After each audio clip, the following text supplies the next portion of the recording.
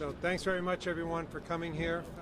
Cardinal Dolan will be happy to answer some questions, make a brief statement.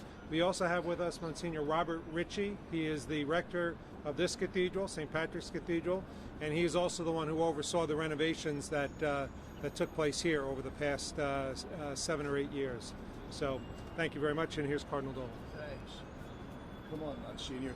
First of all, folks, thank you. Thank you very much for your interest and your company and your presence.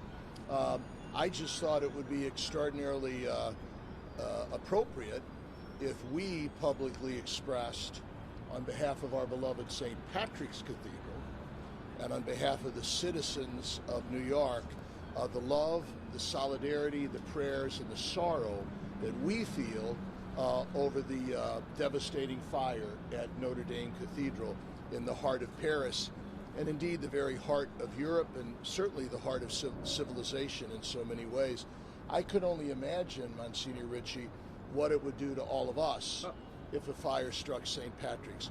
We would all sense that there was a fire in our home, because that's what a cathedral really is. It's a spiritual home where people go in moments of tears and in moments of smiles.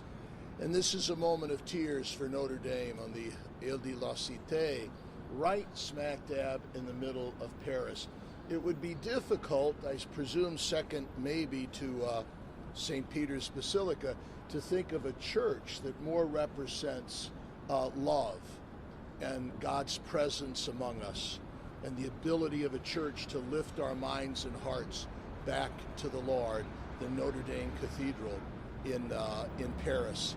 So while our sorrow couldn't come close to that gripping the heart of the French nation, it is certainly sincere and it's certainly deep. And I'm just hoping that the expression of that solidarity might bring a little consolation to the people of Paris.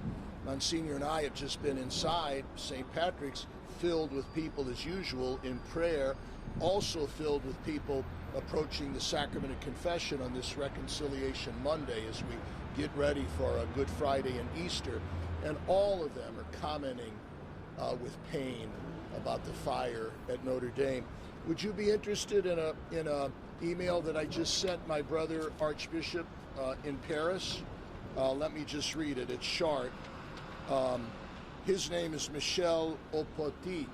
Michel Aupetit. He was here to visit maybe only 6 months ago, as was his predecessor, Cardinal Ventois, who spoke to me with such warmth and pride and gratitude about their efforts in Paris to restore and repair Notre Dame, and was so interested in what we were doing here at St. Patrick's. So I wrote him today, my brother Michel, the people of New York unite with you and the citizens of Paris in sorrow over today's devastating fire. We here love St. Patrick's. It is our spiritual home for people of all faiths. Thus can we but imagine the sadness of your people as they watch their family home of the soul reduced to ashes. Count on our love, prayers, support, and solidarity. This Holy Week teaches us that, like Jesus, death brings life. Today's dying, we trust, will bring rising. Fraternally, Timothy. Thank you. Monsignor, thanks. You probably know more about the details of the fire than I do, so I don't know if I'd be of much help in the information about the fire, but is there anything you wanted to ask? I know, Monsignor, I think it deepens our appreciation that when we did the repair and renewal and restoration of St. Patrick's, we took special care of fire prevention. We really are grateful for the attention that the New York Fire Department gives to us all the time. They inspect us how often? 3 or 4 times a year. And they placed a new mist system upstairs because the roof is wooden. Right. And they coated the roof with a fire retardant. So we've taken all prudent steps to see that such a tragedy could not happen here, but who knows with fires. So anyway, thank you all for being here. Appreciate it. Questions?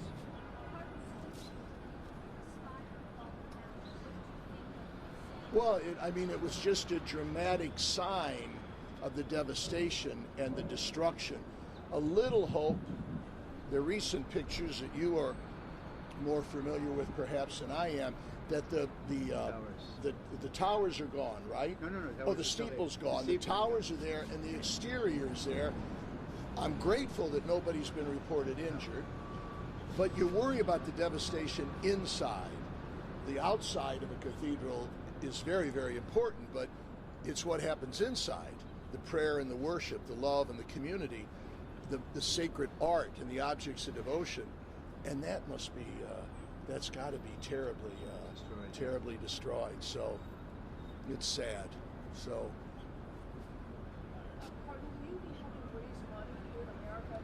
I would think so. Yeah. We should. Yeah. We still owe money here. And thanks to the generosity of this community, we're close to paying off the repair here, but that would not stop us from trying to reach out to see the assistance that they need. So, thank you, everybody. A blessed Holy Week and Easter. One more question? Yes.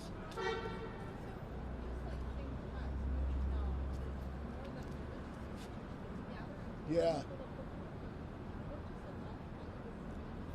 Well, you're right. It affects the soul because it's a house of prayer and faith. Boy, it affects the heart because it's a place of love and gathering and community.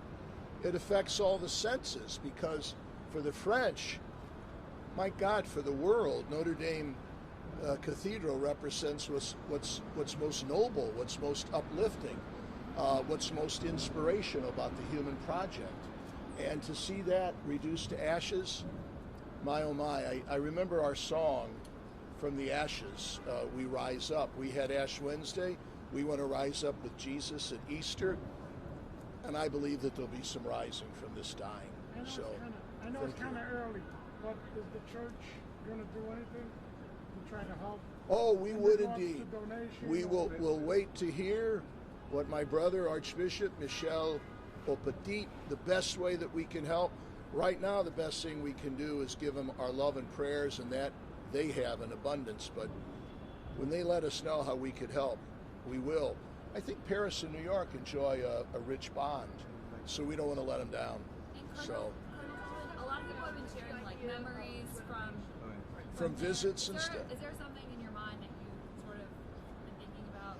Well, I've been honored to be at Notre Dame many times, and I went when I was a student in Rome studying to be a priest, and I was in Paris, obviously, and to be honest with you, I didn't have much money, and I can remember just spending the day in Notre Dame. It was sanctuary for me, both spiritually and a place just to stay, to get out of the rain, and to pray, and to see people, and to admire the art. So that personal sentiment that would be shared by so many, that makes our sorrow particularly intense. So, thanks. All right. Yeah. What does it mean to have a cathedrals actually turn over fire? Is it a reminder of what? Well, you used an appropriate word, an iconic, and Notre Dame Cathedral is certainly iconic, meaning it's meant to be looked at and we pass through to the divine. Holy Week, I mean, if we're going to bring lessons out of this, and evil always teaches us something, yes, it's that whole dying and rising. This would be the week that Notre Dame would be most jammed. This would be the week when Notre Dame would be filled with worshipers. This would be the week that Notre Dame Cathedral was just alive with the sacred liturgies of the church as we commemorate and relive and renew the dying and rising of Jesus. Holy Thursday, Good Friday, Easter.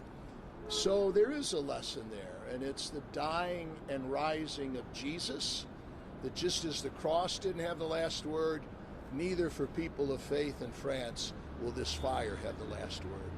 Thanks, everybody. See you during Holy Week, I hope. Thank you. I got to get back to confessions. All right? Thanks for coming, everybody. Thank Rich, you. you're coming by, right? Yes. Thanks, everybody. You're good to be here. It's such sharp notice. Thanks, friends. All right. Thank you all.